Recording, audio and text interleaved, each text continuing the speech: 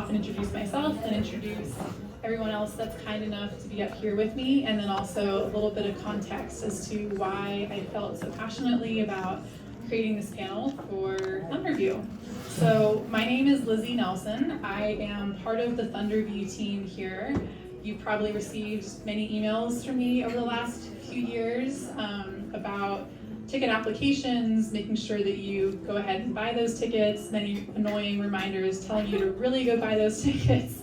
And then I also help out with Megan and kind of do check-in and registration here, and we're the Thunderview CEO bouncers for the event.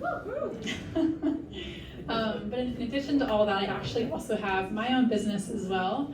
I'm a holistic nutritionist, and I have my own one-on-one and small group health coaching practice.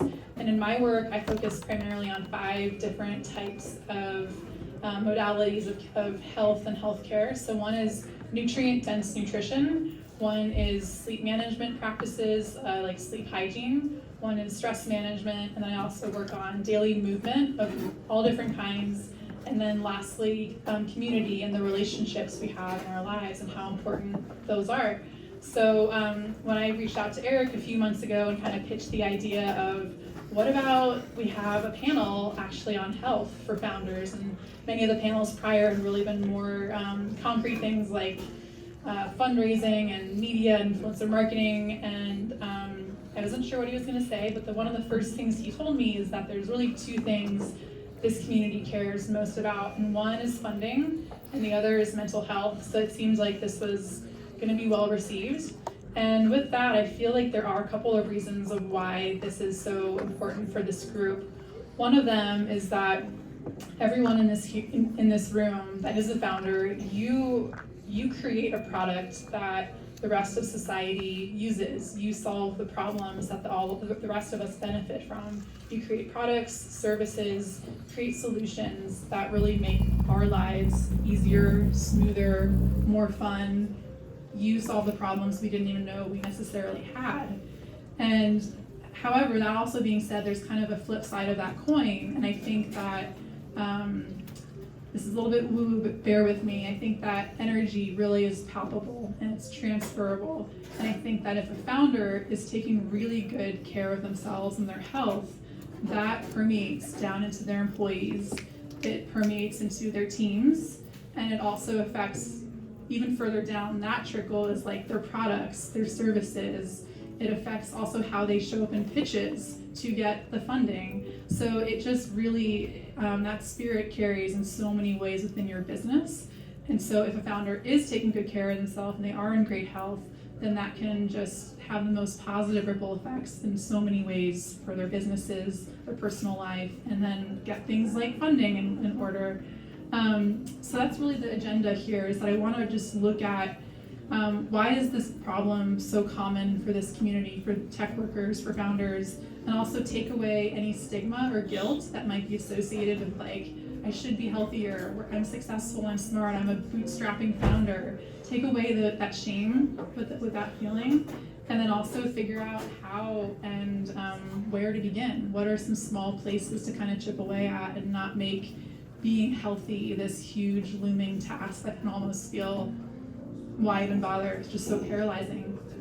So with that, I'm going to introduce the folks that are up here with me, and then I'm just going to dive in and just start asking questions. We're going to have a really organic dinner table vibe conversation, and then I'm going to open it up for everyone else to also get your questions asked and answered by our panel of experts up here. So to my left is Lindsay. Lindsay is a local physical therapist who has provided medical coverage for numerous groups, including Ironman triathlons, Olympic development programs, and collegiate level events at the University of Wisconsin and CU Boulder.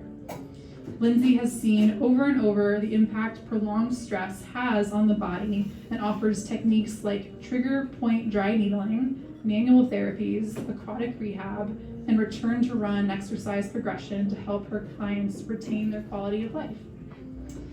Next up is Emily Evie. Emily is a local mental health therapist who works with many high-achieving clients to help them restore intuition, find practical solutions, and understand inner child and parts work.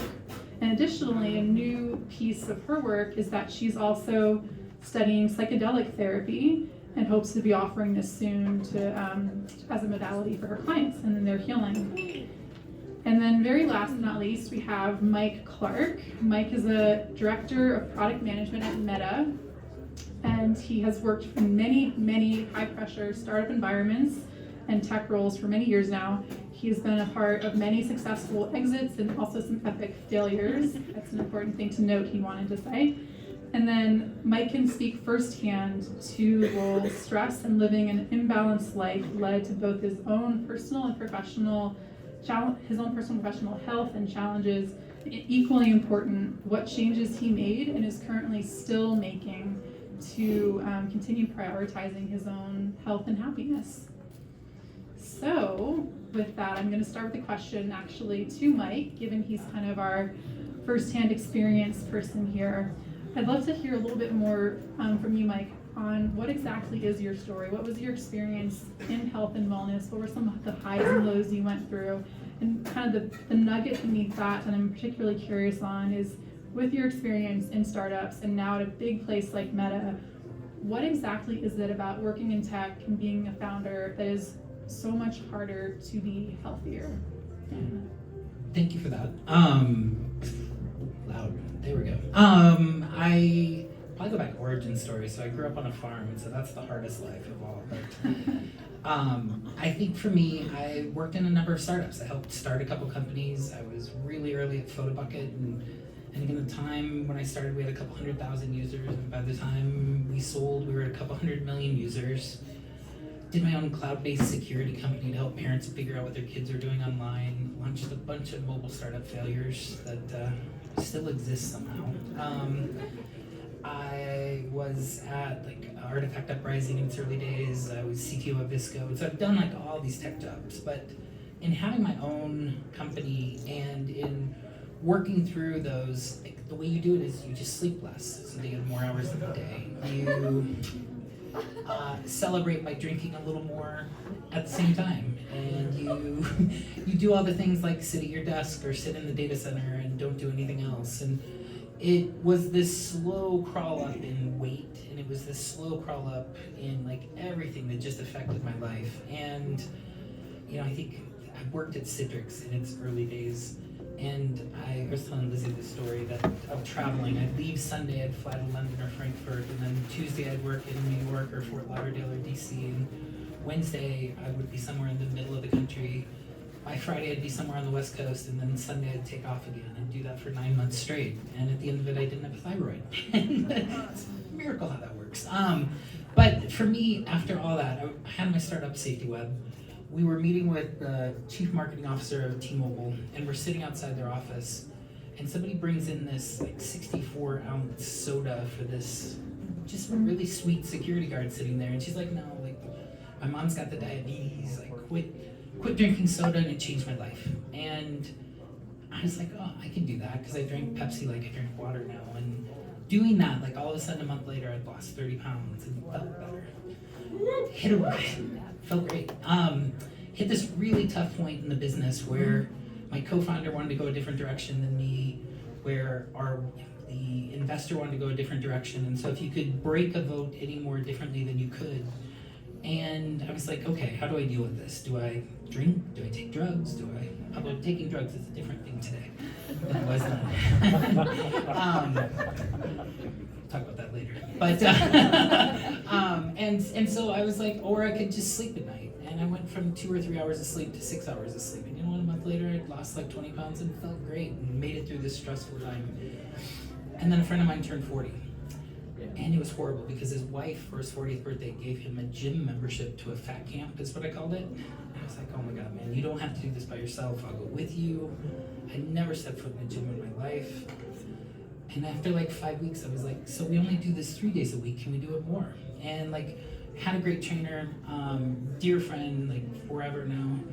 And just kept doing that and felt better and realized in all the same ways I could do anything I wanted in business, I could now do anything I wanted and climb any mountain and do anything physically, and that was awesome. So then I took on jiu-jitsu, and next thing I know, I've done 338 tournament matches around the world and done 5 pro fights, and it just felt great. And so that was a really long version of that story, but that was part of it. And a lot of other things changed along the way, but I think those will come out in the other questions you ask. So just to sort of hunker down a little bit more, what exactly is it though, do you think about being a tech worker, working in tech, being a founder that makes it, like what is that nugget that makes it especially hard, given your experience that you've had? It's about trade-offs constantly. Am I going to, in my current job, are we going to ship that next model? And so what if I don't sleep, I go work out at 4:30 every morning, and so what if I stay up till midnight to get this review done so we can get this approval and do this thing tomorrow? In the startup, it's, I've got to get this presentation done for the board, or I've got to do this other thing, and I'm going to trade that off against my own health. And you're always doing trade-offs. And in the same way that you manage capital for the business so that you can pay employees, so you can keep the business afloat, you have the same capital that you have in your body, in your mind, in your energy. And if you're not effective in spending those trade-offs, like in the same way you can shut down a business by managing money ineffectively, you can do the same thing by managing yourself ineffectively. Okay, thank you for clarifying. I really appreciate that. My next question is more for the body and soul folks here, the ladies in the middle, for Lindsay and Emily.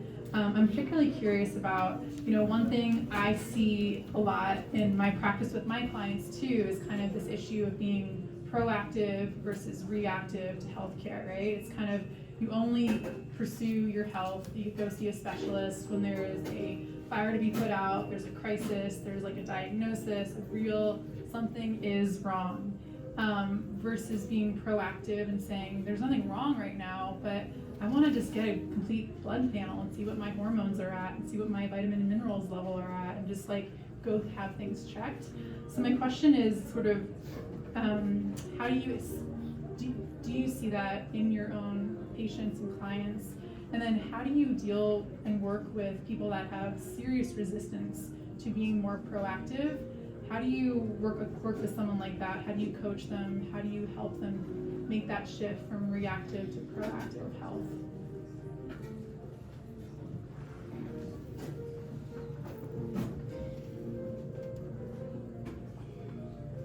So I was thinking with what Mike was saying, questions that you were asking. My experience is that I think the culture is set up that way. Like when you're grinding, that's what the culture wants. Like, and if you're doing it, and if it's hard for you to take care of your mental health, that's by design. That's how it's supposed to look according to our culture. And I'm not a cynic, and I'm actually optimistic, but I think it's so important with mental health and as a therapist is like to know what we're up against, know what's expected of people. And so when I see, like you're talking about that reactive instead of proactive,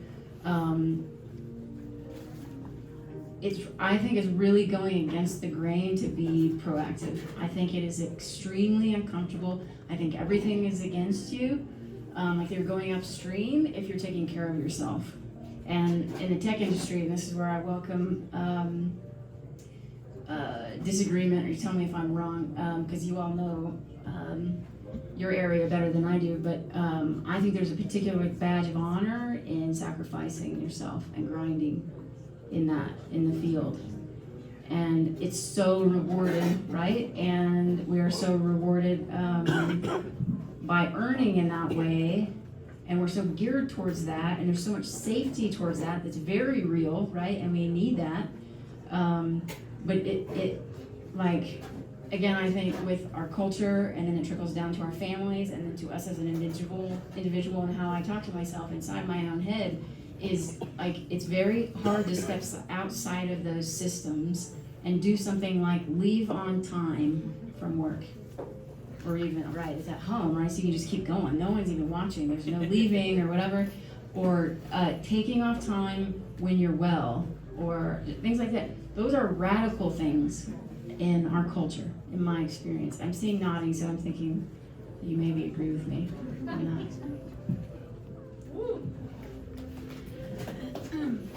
Speaking from kind of a exercise perspective, I know everyone in this room is brilliant, and so you all know exercise is good. You know, I can speak to the research on you're going to decrease chronic disease, you're going to decrease your stress levels. But that kind of like negativity, I don't think always motivates people. It doesn't motivate me. That's kind of a problem for future Lindsay. So, you know, finding a way to speak to what brings people joy, and to find a way for you to find exercise as a valuable tool. One thing I can say, especially in your field, that we do have research on, there's lots and lots of studies that have proven that even one bout of physical activity, it doesn't have to be running a marathon, it can be a 30-minute walk, actually improves job performance the next day.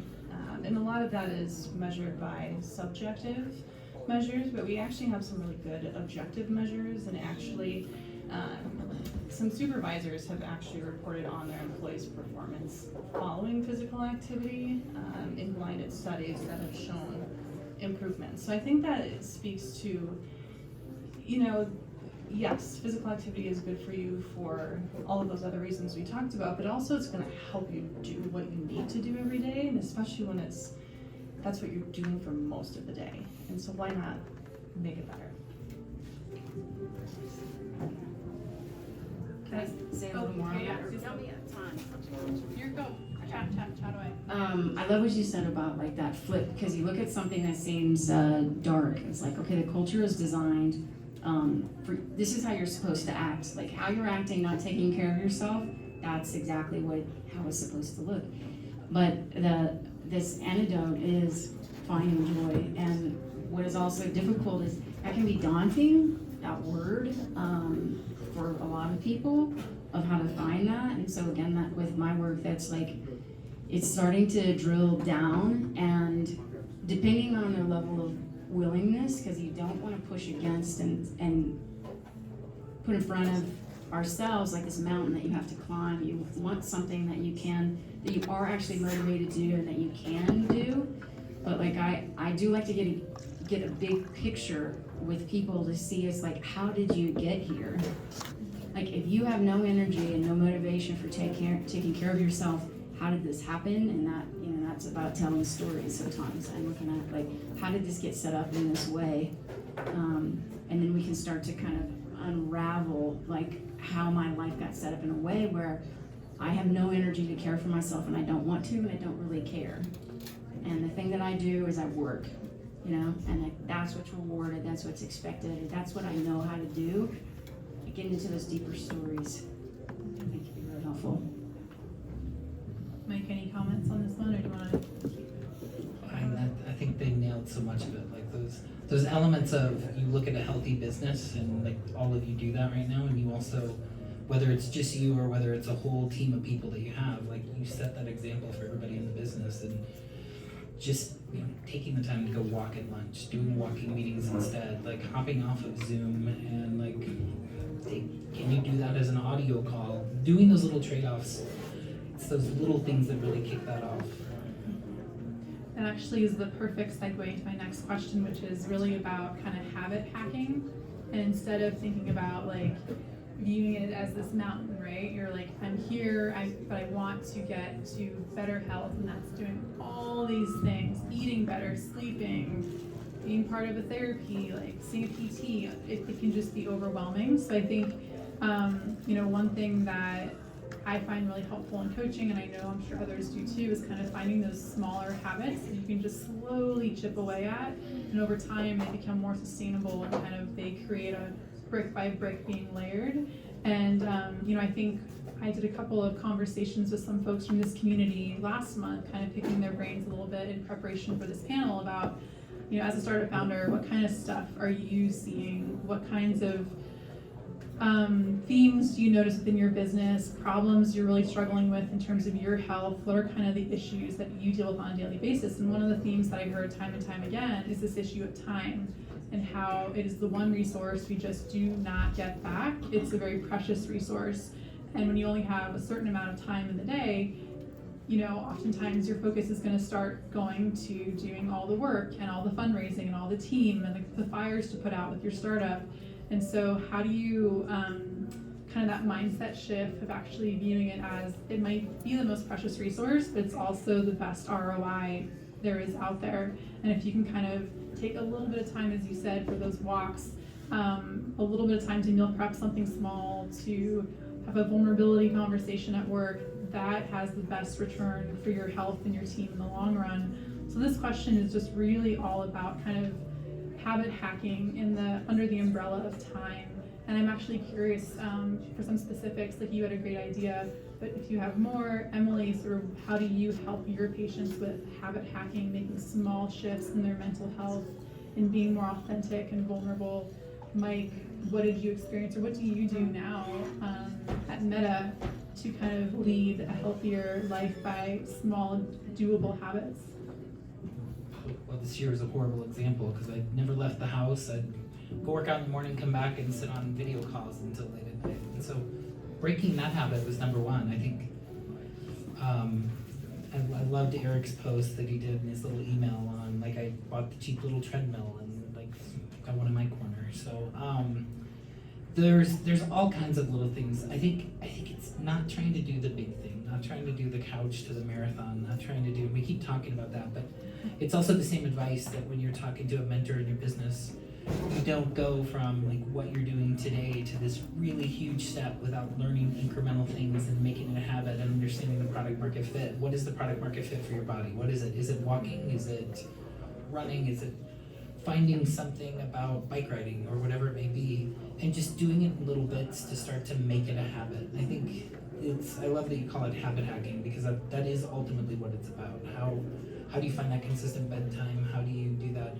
Because you can work 20 hours a day, but the quality of each hour is a fraction of what it is if you work 12 or 14 hours. And it's a lot, but that's what you have to do as a startup. And that's, when you're investing in your own time and your own business getting it off the ground, how do you make those 14 hours more valuable and find much more value in the rest of the time that you have left in the day? And for everybody in here, you've made those trade-offs, and if you go back and look at them, you might not change what you did because it got you to where you're at, but the next time that you're making that decision, like, be really conscious of it. And it's also not just the physical, it's the mental side of it. It's making sure that you're finding the things that, what are the activities or what are the things that you do outside of work that help you find mental clarity, that make the decisions much better and help you understand why you're making decisions and not just doing it in the moment.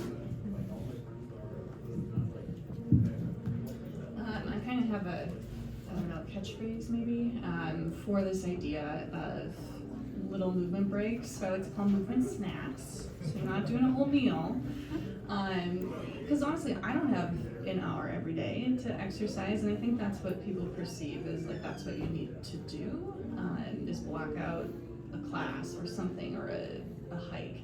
And it can literally be you have a yoga mat next to your desk and you do a few things between meetings, or if you have 2 minutes while your coffee is being made, and this is what I do because I drink a lot of coffee. Can you do some body weight work? Are there activities like Tai Chi that you enjoy, or even if it's a walk around the block really quickly? So it doesn't have to be, again, I think Emily used the term this mountain that you have to climb. It's just small movement snacks of the day. I'm noticing is this still on? Yeah. The story that Mike has on his arm. And seeing when you told us your story, I was okay. Tractor. All there, yeah. Yeah, it's all there. Yeah, maybe you can't see it out there. Anyway, I have a not as fun answer, but I really believe in getting people connected to their intuition, and I use a lot of different words for that, like finding like what is for you. One of them is like this loving parent inside. It could be, it's whatever it is for you, but how important it is for when the people are with me, that they're able to make like a deep connection. And a lot of times people cry, they get with me and they just cry. I don't know why I'm crying. And I'm like, let it out, and because I think really starved for a deep connection like that, and when that happens and like the kind of representative or whatever we bring out into the world, and when that starts to drop, and you can start to get in touch with something deeper inside of yourself, an intuition or an inner knowing, and I like to then have them question that intelligence inside. It's like, what does that loving parent tell you to do? Like, or what does that inner child need? And get specific about what do they need from you today, and what do they need from you this week, and then they starting to realize that they're walking around with answers, they're walking around with an intelligence, I think it does sometimes, it helps to sit with someone else and get connected really deeply and drop into this other space that I think that it seems that we're starved for. Yeah. Yeah, I was just going to add to that. I think one of the things that I really try and encourage when people are high stress, high busy clients, and they just don't have time, as you said, to like go out and do an hour-long class, is to really try and find ways to ground in your senses as a really good way to literally feel your feet beneath you, slow down, feel yourself breathe. So I help people with the 5-4-3-2-1 technique, where it's 5 things you can see, 4 things you can touch, 3 things you can hear, 2 you can smell, and 1 you can taste. And I'll actually have people throughout the day like block off 2 to 3 5-minutes on their calendars where it's just like do the 5-4-3-2-1, slowing down, grounding. I think just the simple, small, like we've each mentioned a couple of those, are a really great way to just get the wheels turning. And I think my next question is for you, Lindsay, specifically, that others can share their points of view as well. I think one of the other kind of themes that I heard when I talked to a few folks last month about their own health and kind of having their own business is there's oftentimes kind of like an extreme mindset with being a startup founder and how to have like a relationship to health in your life. So either it's you are married to your computer screen and you are at your desk all the time, work, that is your number one priority, or there's kind of the other extreme of folks that like to be addicted in some ways to extreme sports, and it's like extreme running, extreme kind of like, not that there's a right and wrong, but very lengthy runs, bike rides, pushing their bodies to extremes as ways to cope with the stress. There's kind of, that's something that I've been hearing is pretty common as well. And so I'm curious, in your practice with your clients working on their bodies, are those kind of on target? Do you see that in your practice? Are there other types of clients that come in with sort of common, they fit in a certain kind of mold or a certain kind of ache and pain if they're high tech, high stress? Absolutely. And you kind of nailed it. That's kind of the 2 things I see. It's either extreme exercise to the point that they have developed a chronic injury, or it's absolutely no exercise and they've developed a chronic injury. And so my first question, maybe not my first, but one of my first questions, and I phrase this in different ways, and I want you guys to take this question home too and reflect on it.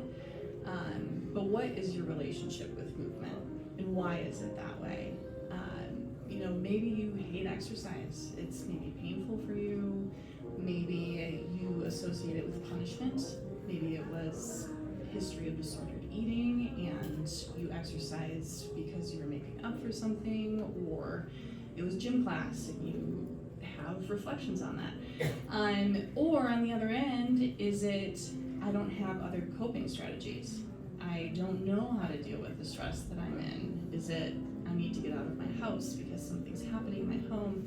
And so that question I use with every client, and then I can take that and maybe they need to see Emily, or they need to talk to a mental health practitioner, or maybe they need to talk about nutrition, or they need to see their primary care physician. So I kind of take that in multiple ways, but that's, in order to change your habits, you have to figure out why you're doing them. And so that's part of my job too, is to help you do that. But on your own, kind of think about it, and feel free to chat with me about it as well. I'm curious, Mike, if you have any thoughts on this as well, given your many, many years of working in different kinds of tech environments, and as you said yourself, kind of your own highs and lows you've experienced with your health journey. Did you experience within that kind of, what were some of the peaks and the valleys that you were going through, and were they due to stress, due to emotion? Just speak more about kind of the peaks and the valleys you went through. Yeah, and they're a little bit of everything. It's how, it's that, I love how you described it. Like, it is a cultural thing where there's an association with the amount of work you put in, with the amount of work you get out. And when you're at that early stage, you need to try a bunch of things, and you need to figure out how to solve for problems, how to solve for funding. And the problem is, most of the things you're trying to solve for are things out of your control. They're things you can affect, but they're not things you can directly control. And the thought that spending 8 extra hours a day or however many extra hours a day is going to do that is just the thing that's really easy to get caught up in. Like, I talked about your treadmill, but owning your own startup is a treadmill. It just depends on what you set the elevation to and what you set the speed at, because you're going to run no matter where you put it. And so it's the pressure that you put on yourself. It's not the pressure from investors every time. It's, there will be times where you'll have the pressure because sales are down or other things are down. And you have to make hard choices. And the trade-off in those hard choices is really hard. We're also talking about the different stages of startups, where in the beginning it is all you, or it's all you and a couple other people. And then as you grow the business, there's this really stressful moment in trading off where you now need to let go of a bunch of things. And that letting go of a bunch of things takes its own toll as well, so that you invest more time as you're handing things off because you don't want people to fuck it up. And all those things they end up trading off mental health, they end up trading off physical health, and you end up spending more on those things, even if you're not getting a better return, and there aren't many times where you're given that opportunity to really evaluate what is the return on investment on the things I'm doing in my life right now. My watch won't tell me that.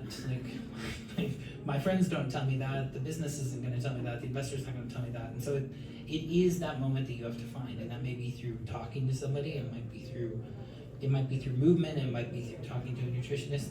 It might be just you taking a break and asking yourself that question.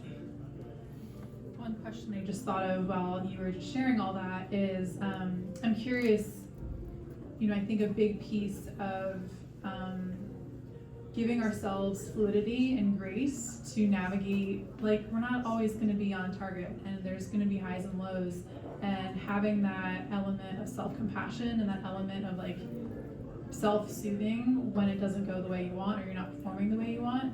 So I'm curious, in your experience, how did you show yourself grace and self-compassion when you really wanted to take care of your health and go work out and do all the healthy things, but you couldn't? You had to worry about funding and pitches and that time of year or whatever was going on. How do you show that for yourself? I didn't even know what it was. That was part of the problem. Like, I didn't know working out could be fun. I didn't know talking to a therapist could actually be helpful. And so there were a lot of things that I just didn't know, like, hadn't been available to me. And like, when you're in that moment, you also don't think are available because of cost, because of time, because it's a trade-off to other things that you could be doing to push it forward. And so what I learned is, like, taking that extra hour or 90 minutes in the morning. I was not a morning person. I hated getting up early, but getting up early and doing that, like, set the tone for my whole day. Hormones, mentally, like, everything about it changes in just finding that time in the morning. And also, like, you can go do things, and like, the jiu-jitsu story is kind of crazy, and I don't know how I went and traveled that much, but it took a toll on my body, but I found equal, like, benefits in seeing practitioners that took care of your body. So getting massages and doing other things, and I trade off working out for taking care of myself or talking to somebody, and all of that had a really good return. I have about 2 more questions here, and then we're going to open it up for audience Q&A. I know that there's probably some good questions out there. We want to make sure there's plenty of time. So one more question I have for sort of Emily/Mike, and then one more for the group. So this one is about vulnerability in the workplace and leading by example. And I think that when someone can speak from a place of vulnerability and a place of authenticity, it can be one of the most absolute walls bringing down magnet moments in human connection. But I also realize that that can be very hard to do in a workplace where it's not modeled and it's not, you don't see that happening, to just be like, this is all my stuff that's going on, or I'm struggling with this, or really pulling the curtain back. So I'm curious, Emily, as a therapist, and Mike too, as your work as a tech manager, how can CEOs start being more vulnerable in the workplace? How can they start being that example for their teams and leading that positive ripple down to products and services and the whole kit and caboodle? I think your name was it Samantha, wearing the striped outfit that said, in your ask you needed support? Stand up. Rachel. Like, Rachel, oh my gosh, how did I confuse that? Rachel needs support. Give her a round of applause. It's statements like that. It's, as a CEO, you set an example and you set the tone. I've worked for some really shitty CEOs, especially in startups, because they, like, why aren't you being more vulnerable, but are never vulnerable themselves? And you really have to be the first one to set that tone, that, hey, I'm actually gonna take a week off. I know timing's never good for any of us. Nobody will take a vacation in a startup if the founder doesn't. Nobody will take care of themselves and actually go work out. For me, the best examples have been, like, when I found that fitness journey, I invited folks that worked for me, come along on this. Our movement snacks were like, hey, we've got a meeting every Tuesday at this time. Let's plan on it walking unless the weather's really crappy, and if not, we'll go do this thing instead. And it became activity and talking, and those meetings became so much more, like, being able to move and talk opened people up to be much more vulnerable. It's setting examples. It's like, these are the things on my mind. This is what's weighing on me, and not making it just your problem as the CEO or the founder, but it's really sharing those responsibilities with everybody. There are things you can't share. There's HR things, there's being delicate about the state of where finances are, but equally, these folks are along for the same ride, and if you cannot open up to that vulnerability, they have equal choices that they have to make, and will actually be much more indebted, grateful, and actually perform better if they're a part of the solution in solving where the business problems are, and not just like being drug along behind the back of the truck. Well said. That is a great role model right here, the way that he's talking about that. That's what I could hope for a CEO. And just like you said, it's like doing things that make you sweaty, you know? And that can feel small, but can be radical. I mean, leaving on time, or whatever the equivalent is, like, and I think about parents and children, and there's do what I say, not what I do kind of a thing. But research, Brene Brown is great about this research about vulnerability, and she had seen in her own children, it's like, oh, I was telling, my daughter or whatever, how to value herself or her body or whatever. She didn't listen to that, she looked at what I did. That's what she did. And, same for the companies. And it's like doing this sweaty thing and leading with vulnerability. Yeah, it's tough, but I think for all of you entrepreneurs, you have the courage muscle. Like, that's something that's unique about this group, that you know how to do things that are radical. And so to me, it's like tapping into, that fearlessness that you have and yoking it to that kind of a task. Yeah.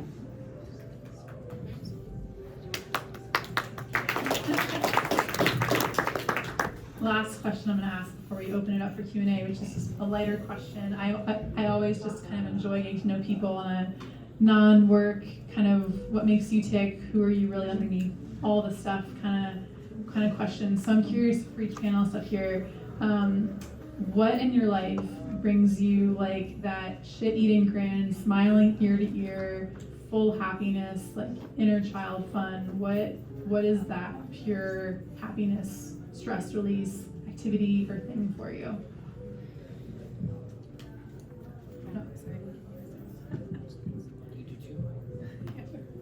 I'm one of those psychopaths that loves watching the sun come up. So especially if I'm running, which is another crazy thing. But so I am happiest on Saturday morning at like 4:30 with a friend talking about life, watching the sun come up, and then getting a cup of coffee. So that's what brings me joy. Cats. Yeah, and I also, I don't know if you guys have heard of a book called The Artist's Way. Anybody familiar? Yeah. I've done it. Yeah, and there's a practice. There's some practices I picked up that I still do. One is an artist date, and that I try to do every week. And it's really like, boil it down. It's like going and doing things that don't matter every week, and by myself. And it can just be anything, and it's different all the time. And it has trained my mind to look for things that are just kind of interesting. Like, I wonder what that street's like if I walk down that street. You know, or what's that bead shop like? What would it be like to walk in there? And I just do things like that. I look for things that mean nothing, and I find myself lost, you know? That's what I'm going for. I'm going for that little high or whatever of that I'm losing time and space. Cats. Cats. Sorry, I'm allergic to cats. But I love the farm cats. I get the most joy out of introducing people to new things they've never done. I'm taking Eric snowmobiling this winter. But one of my favorite things is Eric came and watched me train jiu-jitsu one day, and then 6 months later called me because he was the world stick fighting champion in the Philippines. You'll have to ask him about this sometime. But I love experiencing taking my kids on new experiences, taking them to a music festival, taking them to a hike that they didn't think they could do, taking them, my daughter is an artist, and the thing that got her into art was her and I drawing things at breakfast one day that now she commissions her art, and that's what she does for a living. And so I love introducing people to new things because I get so much joy out of just sharing that and learning that at the same time. All right, well, those are all the questions I have. And so now it's time to open it up and answer any and all questions you might have for our panelists. None are right or wrong. Yes, Auburn. Thank you so much for talking about this. It's so important. I did talk, and I just think this is so necessary for this group. But I'm curious, so I love this motivational interviewing theory where there's different stages of change. There's pre-contemplative, like I can just run off of 2 hours of sleep, stardust and fuel, whatever. And then you're contemplating, maybe this is a problem, and then action happens. So I'm curious, is it crisis, like the reactive, or when does that action step happen for you, and when can you imagine people seeing it before everything's on fire? Repeat the question first. I'm going to try and repeat the question. Oh, sorry. So it's motivational interviewing, is that right? Yes. And there's different stages to it. And I might actually give you the microphone to let you finish. I don't want to screw it up. Does anybody else want to recap it? What's the trigger? Okay, what's the trigger? Like what actually go from 0 to 1? Like you're fine, maybe you're unaware of the problem, then maybe you're aware of the problem but it's fine, and then somehow it gets to the point of I need to do something about this. Got it. What's that point for you? What is that point? So what is that point where it's gone too far and you need to actually do something about it, take action about it? Okay. There's a couple of things that came up when you were talking about that. One, I remember someone giving a speech and they were talking about something like, you're a pain person. We got to get you to be a pleasure person. So what they were saying was being motivated by pain or being motivated by pleasure. So it's like that waiting for the crisis, being reactive or proactive. And I think for myself is all these years that I've been doing my own work is really refining my intuition, and it's kind of like a game now. And like listening for whispers, I just like that. Was like, oh, is there a wind shifting?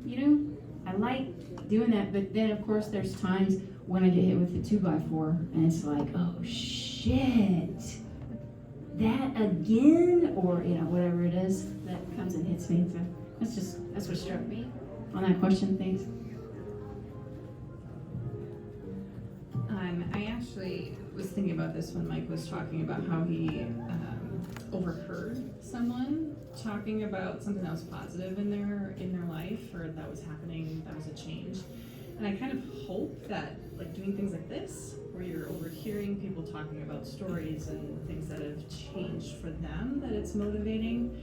But I think the reality for a lot of people, it is reactive, where it's suddenly like, oh, now I have really terrible back pain and I can't actually sit, lay down, pick up my kid.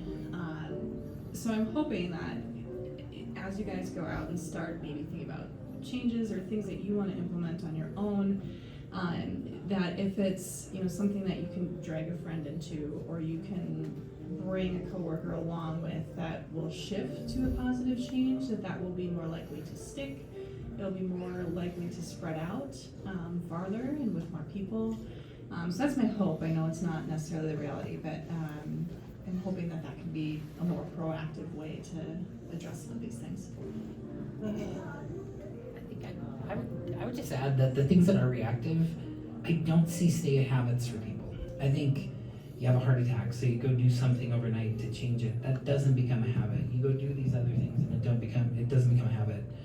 I think it's also why I've gotten so much joy about introducing people to new things, and I do this constantly, because those are the things that people then go pick up. It's where you find some motivation you didn't expect, and surprise inspires you and like gives you so much more joy than getting hit by a 2x4 and responding to the bruise.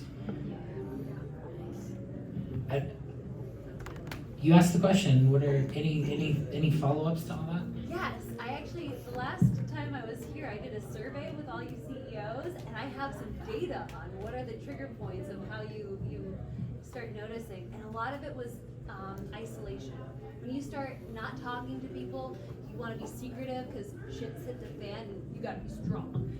So I don't know. I think it's really cool what you're doing, and just to stay, like you were saying, intuitive to those whispers of something's not feeling right. I don't know, but I'm crazy about mental health, so good on you.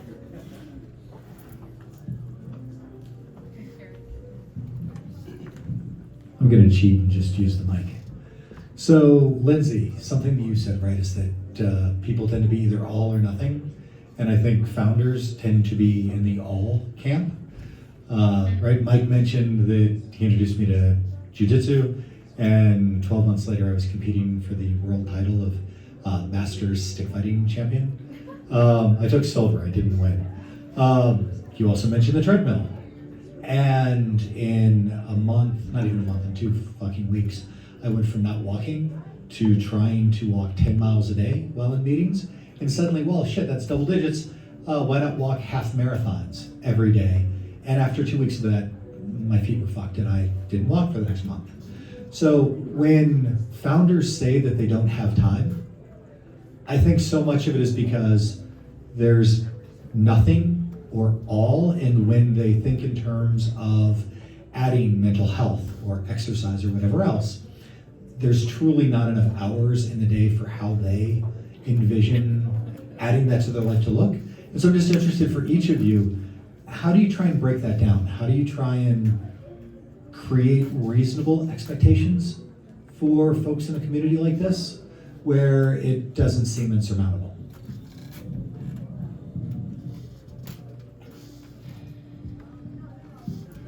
We kind of briefly mentioned, something is better than nothing.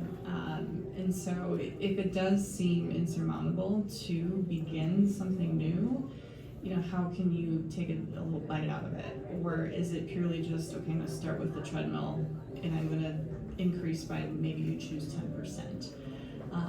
So it again doesn't have to be an all or nothing. And I guess that's maybe what I want to say in the end is it doesn't have to be all or nothing, just tiny changes, little habit hacks like Lizzie mentioned, so that it is truly like something that you can incorporate your entire life. It's not just like for this week I'm gonna run a half marathon or I'm going to like make this huge big goal. It's I can do this every day. It's sustainable. I feel good doing it, and it's not taking over my life.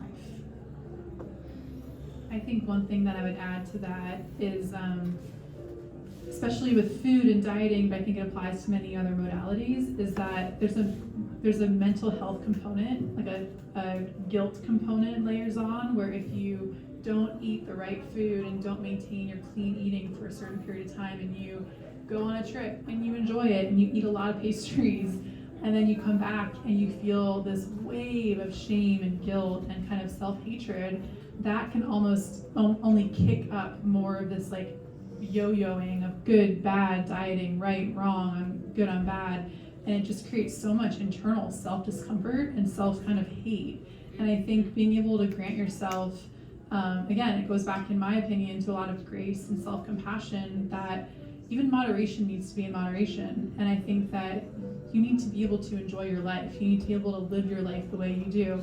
You're not going to be doing everything all the time correctly. And so I think that's a big component that I see with food for longer term sustainable actual change sticking, is it's not necessarily eating this, eating that, sticking to a plan. It's understanding that plans aren't always going to be met. There's going to be some days you're off, and just being okay with that. And then you'll get back on the next day and you'll carry on. So I think the mindset is a really important piece too that I see. It'd be controversial. Oh, let's do it. Fuck that. Do the all. Like, sometimes if you find the thing that resets your mind, if you find the thing that brings you both mental and physical health, and you want to like do it, but don't do it to the point of excess, where like you hurt yourself, and where you don't do that. Like, find your boundaries, take care of yourself, do recovery on your physical and mental health in the same way you have to like make sure employees take the weekend off every now and then, otherwise they won't be able to sustain that. Finding sustainability, I know somebody had a sustainability business, so I'm giving the plug. Like, finding sustainability in that all is key. It's key in how you operate in doing the business, and it's key in operating how you take care of yourself. And if that is the all, it's okay sometimes. As long as it's the right thing. Balance. But it's All balance. about It balance. really is.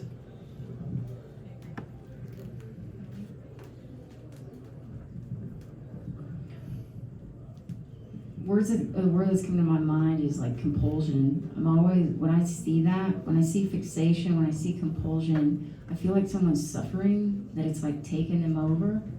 And I'm just kind of, like a magnet, I'm like drawn to like what's going on. And I mean, like you talked about the change process, I'm weeding people out who are willing and ready. I don't like to fight with clients. I don't have the energy for it. So I like willing, and so I really look for that. And I like that little edge where they'll push back, but they're ready. It's like, help me, you know? Like, I don't know how to stop this. That's something I really like kind of drawn to. And yeah, I don't want that to be mistaken. I don't like people being left with things like that and suffering and grinding, you know, and don't know how to stop. Like it's just something I'd want to understand. And that everybody's talking about like moderation, but when you're taking over, if that's a really dominant part of yourself that is always leading, I in therapy would want to explore, where's the softer part?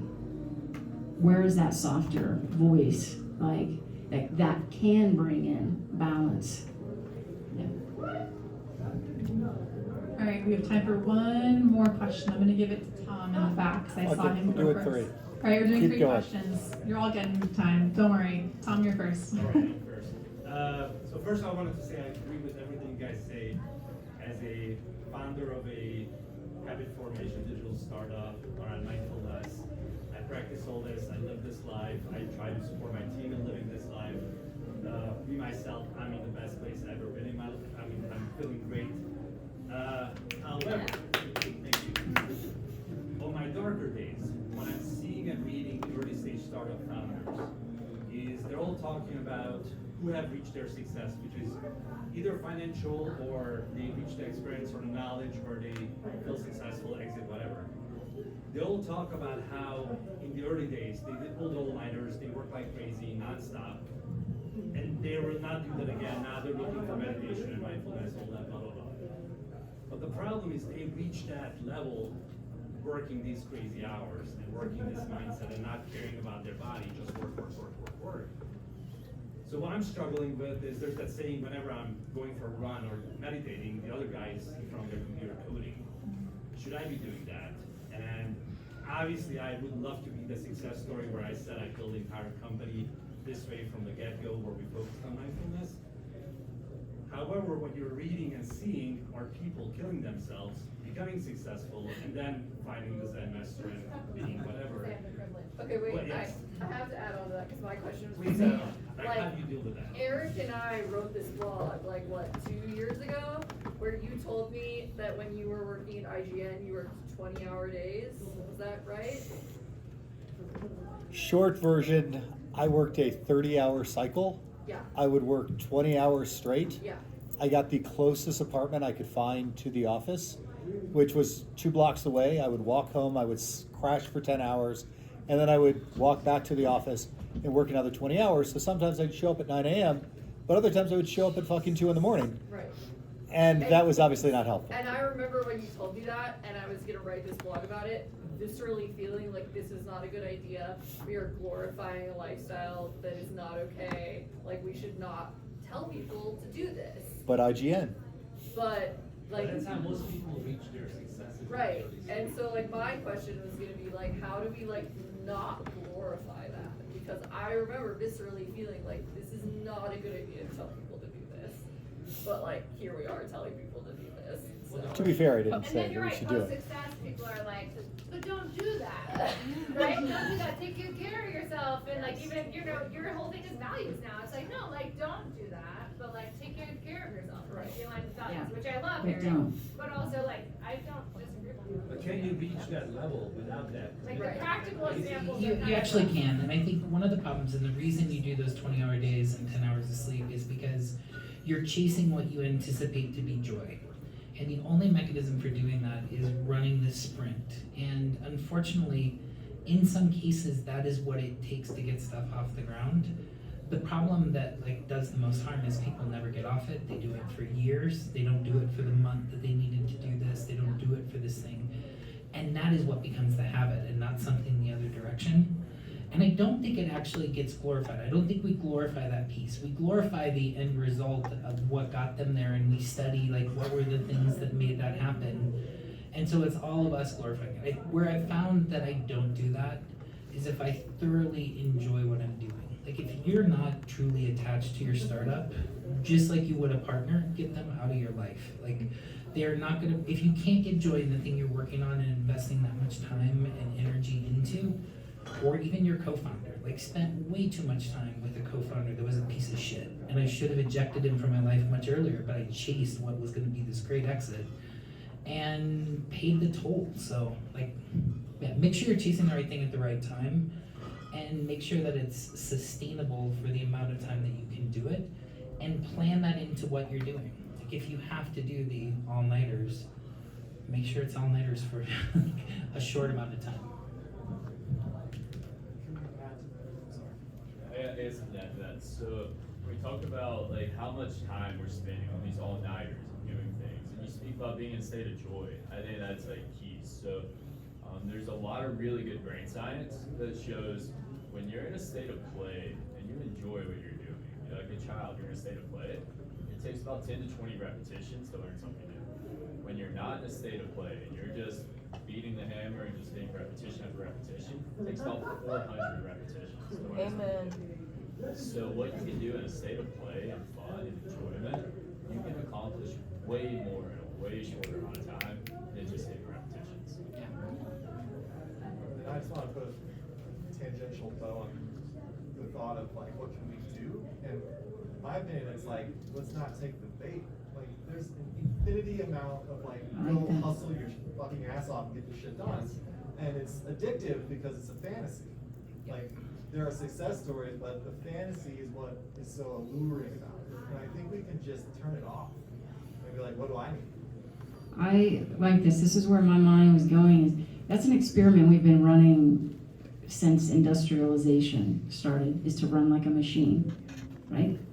And to grind. And so we know that that can produce a certain outcome. I'm curious, like, can we run another experiment and see this radical thing that you're proposing, this radical experiment? What if I don't split myself apart to reach my goal? Can you imagine how it might feel to get where you want to go? That maybe that same kind of success. We don't know. This is the risk, because we're not sure, right?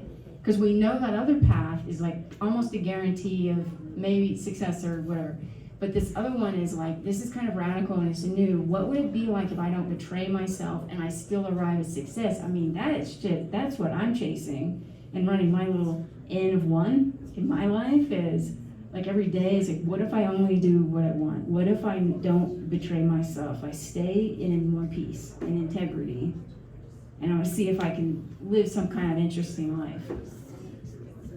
It's pretty cool so far. It'd be awesome, but is there an example? Can any of you think of an example of a successful startup where that's where the founder came out the other side and said that?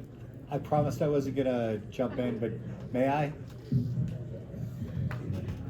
To Tom's original question, here's the deal, having lived it.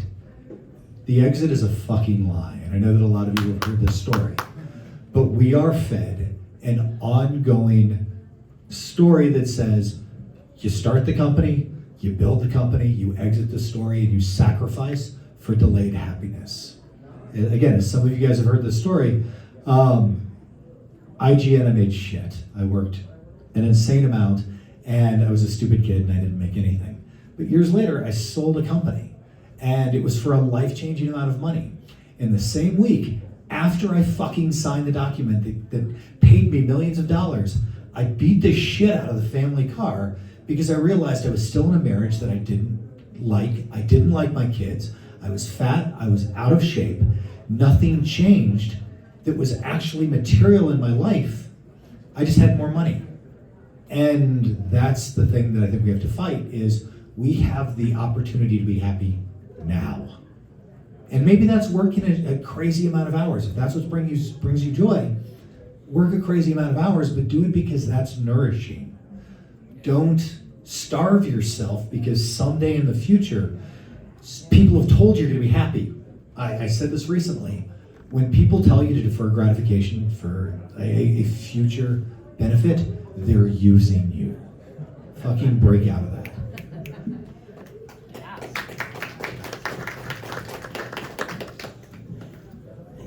Any final questions? Okay, one here. Yep. Okay, so thanks for the panel. This is brilliant, by the way. I think this topic is overlooked at business forums, so appreciate it. When I was in college, I had a job, which sucked for a number of reasons, but I did clock out. And then my time was my own. And I played basketball and I skateboarded and I was in great shape. And then in my early 20s, which was years ago, I entered the dark road of entrepreneurship. And I found that in small business, when you own your own company, you only have to work half days. And you get to pick which 12 hours that is. And I don't pull all-nighters, but I do work my ass off. And I have this obsessive compulsive addiction almost, whether it's fear of economic insecurity or failure or whatever the case might be. I'm addicted to that to-do list, and I don't prioritize exercise and movement, and I eat conveniently, expeditiously rather than for nutritiously. And so my question is, how do you help your customers who are in this high performance hamster wheel almost overcome the psychological barriers? If I can exercise or I can cross one more thing off my to-do list, I'm gonna cross that off my to-do list. I'm not saying it's healthy, and I don't disagree with anything that's said, but I find myself in this position where it's hard to let go of wanting to achieve that next task, whatever it may be. And they're all important or urgent or whatever the case. I'm not trying to make excuses for it, but how do you help your clients overcome that to achieve a healthier lifestyle? Thank you.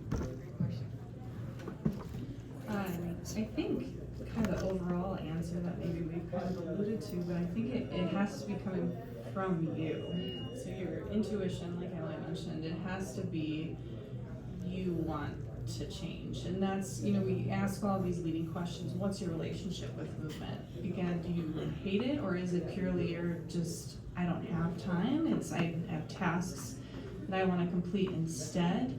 And why is that? Why, in your personality or in your life, how did that come to be? Is it something that you were taught from someone? Is it coming from, maybe you said fear of economics, or whatever it is that's driving it? Why is that happening, and can you make a change there?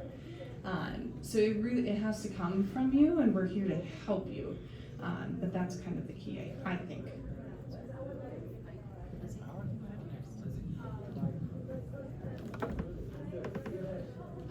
Yeah, I'm just kind of marinating on my answer, and I think a lot of what you said really resonates with kind of how I approach this as well. As I do a really long, with new clients, like a 75, 80-minute comprehensive health intake to really screen out like everything you've tried before. What are your motivations for doing it now?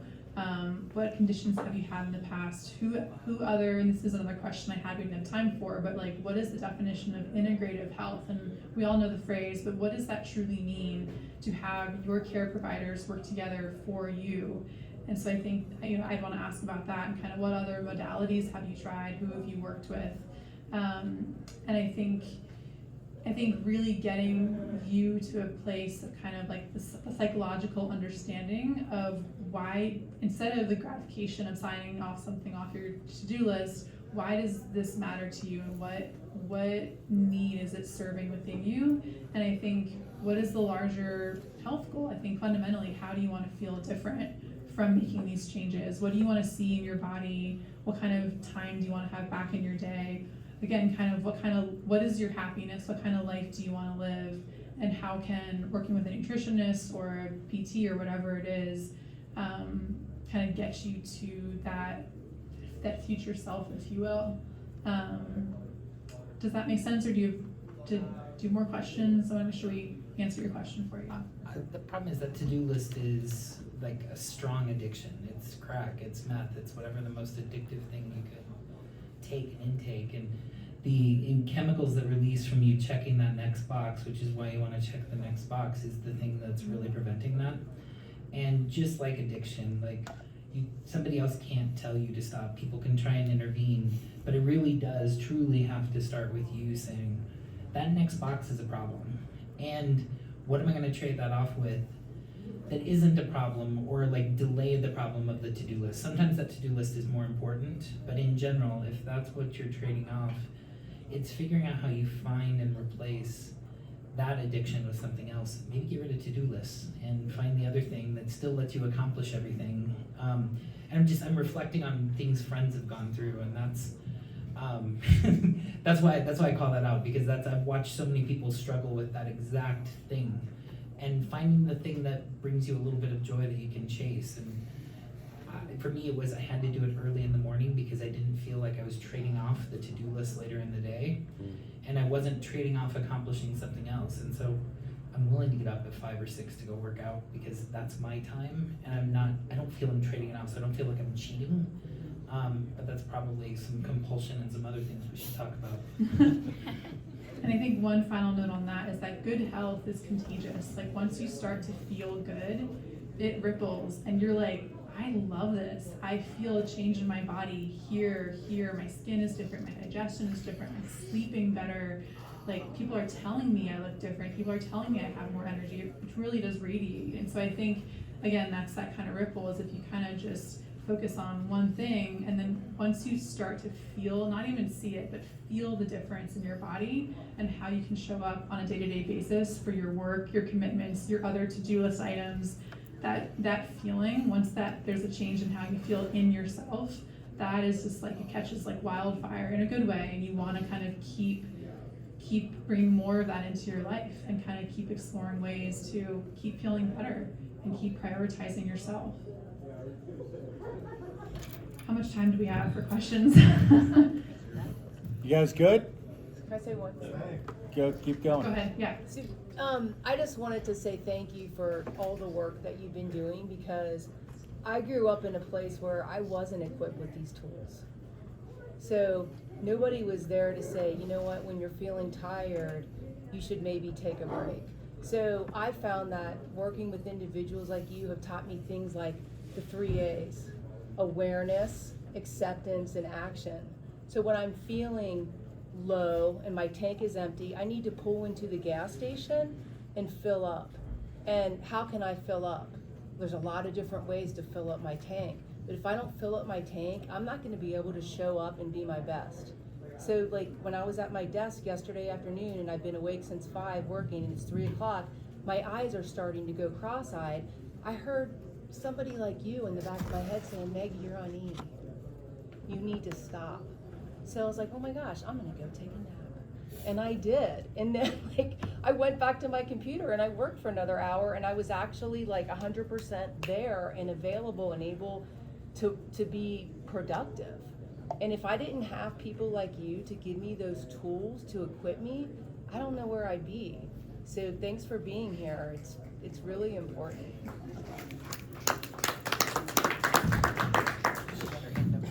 I think one of the, just to add on to this, one of the best articles that I've read on this is called Manage Your Energy, Not Your Time. And it's an HBR article, it's free on the internet. And basically it showed like implementing these health practices improve the profitability of these business units. And so it's like if you want to like feel good about meditating or feel good about exercising, you know, you can actually link it to these, you know, quantitative improvements in your business too. And so for me, like an example of this, of like manage your energy, not your time, is like if I'm flagging after a couple of Zoom meetings, I'll take a 5 or 10 minute meditation break before I go to the next Zoom, and it's like it literally will kind of make me sharper for those next ones, and it's like nothing's happening in 10 minutes probably, you know, like there's nothing that urgent that can, you know, require it. So For a CEO, like do 10 jumping jacks. If you even have 30 seconds between a meeting, go do a few push-ups. Just get yourself out of that, like, you know, snap yourself out of just staring at your computer, sending emails, whatever. I've done that like once.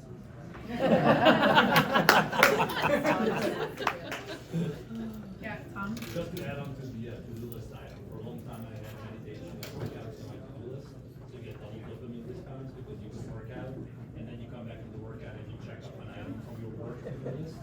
So I had the work task, and it was public to the whole company, so everybody could see it, that it was on my to-do list for that day, to do all the admin stuff, to do work stuff, and to do the workout. And it felt great to check it off, and everybody else saw it, and I checked it off. I hope it impacted them positively too. But that's something, and now it's just a habit, so I don't have to have it on my calendar or to-do list anymore, but that worked for me, and That's great. That's awesome. sticking with the stuff. All right, last chance. Any final questions? All right, let's give our panelists a big thank you.